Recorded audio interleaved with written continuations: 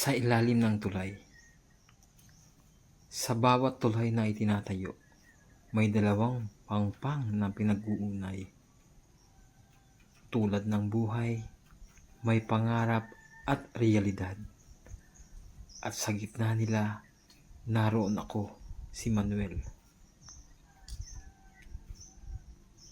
Isang mangingisda na nangangarap ng mas magandang bukas.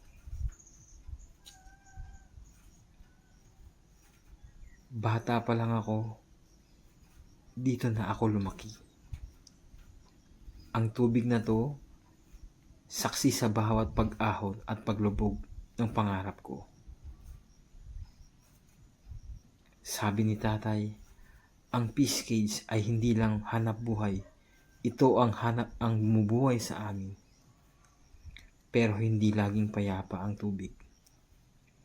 Minsan malakas ang alon, minsan wala kang mahuling isda, at minsan iniisip mo kung may patutunguhan ba talaga ang lahat ng pagod mo.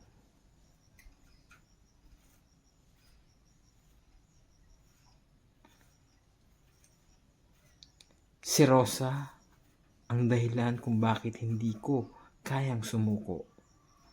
Pangarap ko siyang bigyan ng magandang buhay na hindi kami takot sa bukas. Pero paano mo ipapangako ang kinabukasang hindi mo pa rin nakikita? Paano mo sasabihing magiging maayos ang lahat kung ikaw mismo hindi sigurado? Pero sa bawat araw na bumabalik ang liwanag, natututo akong umasa. Bawat lambat na binibitawan ko, pinupuno ko ng dasal. Bawat alon na sumasalubong sa bangkang ko, tinatanggap ko lang bilang pagsubok. Dahil alam ko, hindi ko man makita ngayon, may patutunguhan lahat ng paghihirap.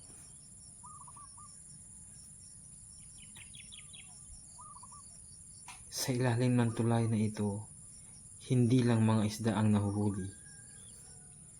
Pati ang pangarap dahan-dahang bumubuo ng hugis. At balang araw, aahon din kami, hindi lang para mabuhay, kundi para mangarap ng malaya.